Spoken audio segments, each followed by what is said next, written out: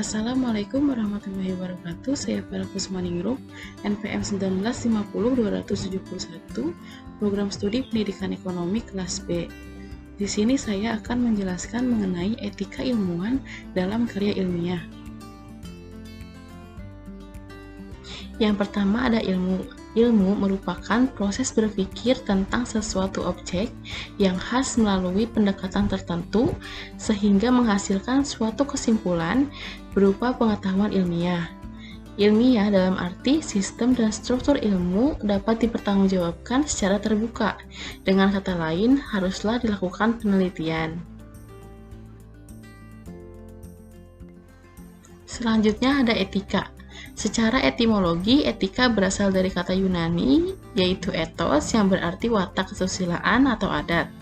Secara terminologi, etika adalah cabang filsafat yang membicarakan tingkah laku atau perbuatan manusia dalam hubungannya dengan baik buruk. Etika mencakup analisis dan penerapan konsep seperti benar, salah, baik, buruk, dan tanggung jawab. Etika memerlukan sikap kritis, metodis, dan sistematis dalam melakukan refleksi. Oleh sebab itu, etika merupakan suatu ilmu. Sebagai suatu ilmu, objek dari etika adalah tingkah laku manusia. Akan tetapi berbeda dengan ilmu-ilmu lain yang meneliti juga tingkah laku manusia. Etika memiliki sudut pandang normatif yang berarti etika melihat dari sudut baik dan buruk terhadap perbuatan manusia. Selanjutnya ada etika dan ilmu. Dewasa ini, kemajuan ilmu dan teknologi menimbulkan gejala dehumanisasi. Manusia kehilangan hakikat dirinya. Ilmu bukan lagi merupakan sarana yang membantu manusia mencapai tujuan hidupnya, tetapi menciptakan tujuan ilmu itu sendiri. Schumacher tahun 1983 dalam Wicaksono tahun 2013 memberikan alternatif dalam penggunaan teknologi terapan yang humanis. Dalam hal ini, beliau menghendaki kesadaran masyarakat memilih teknologi yang tepat guna sesuai dengan budaya mereka. Adanya dualisme dari ilmuwan terhadap ekses ilmu dan teknologi. Yang pertama, ilmu harus bersifat netral terhadap nilai-nilai baik ontologis maupun aksiologi. Yang kedua, netralitas ilmu terhadap nilai-nilai hanya terbatas pada metafisik keilmuan saja. Sedangkan dalam penggunaannya, pemilihan objek penelitian kegiatan keilmuan harus berlandaskan asas-asas moral untuk kebaikan manusia tanpa merendahkan martabat atau mengubah hakikat kemanusiaan. Selanjutnya ada etika ilmiah. Rashidi tahun 2011 menyatakan bahwa etika dibagi menjadi dua kelompok, yaitu ada etika secara umum dan etika khusus. Etika secara umum merupakan suatu pemikiran kritis dan mendasar tentang ajaran-ajaran dan pandangan-pandangan moral.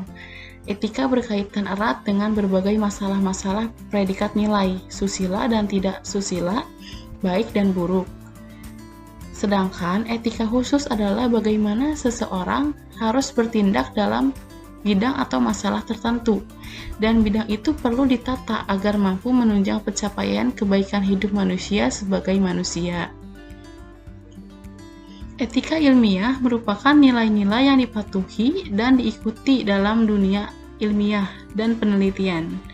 Nilai-nilai ilmiah dalam masyarakat perlu dibangun guna membenahi cara berpikir masyarakat, terutama dunia ilmiah.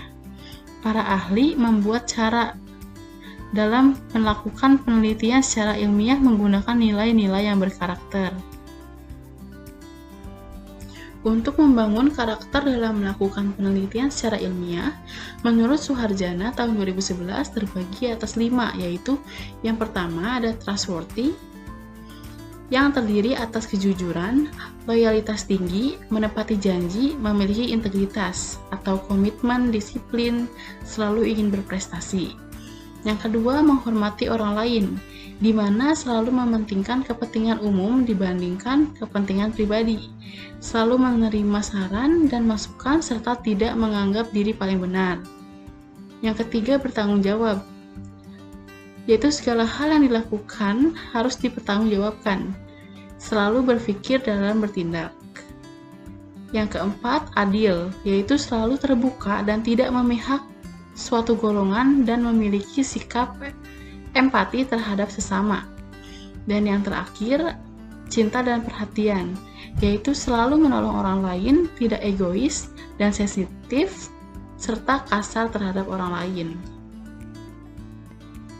Syamsi tahun 2011 menyatakan bahwa etika ilmiah mengandung 10 nilai-nilai, antara lain yang pertama ada kejujuran, yang kedua objektivitas, yang ketiga integritas, yang keempat kehati-hatian, yang kelima keterbukaan, yang keenam penghargaan properti intelektual, yang ketujuh respek terhadap kolega, yang kedelapan kerahasiaan, yang kesembilan kepatuhan hukum, dan yang terakhir perlindungan subjek atau responden penelitian.